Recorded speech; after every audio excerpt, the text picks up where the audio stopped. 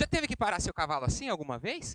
Porque ele não para? É sobre isso que eu quero te falar no intensivão da Doma ao Cavalo Bom para Passeio, que vai acontecer agora, do dia 22 de março ao dia 28.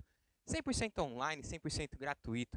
Basta você clicar aqui embaixo em Saiba Mais e vir embora comigo, onde eu vou te mostrar o que você jamais deve fazer para ter um cavalo bom para passeio, um cavalo bom para lida diária, o que você realmente deve fazer para transformar o seu cavalo em um cavalo bom para passeio. Bora lá comigo? Clique aqui em Saiba Mais.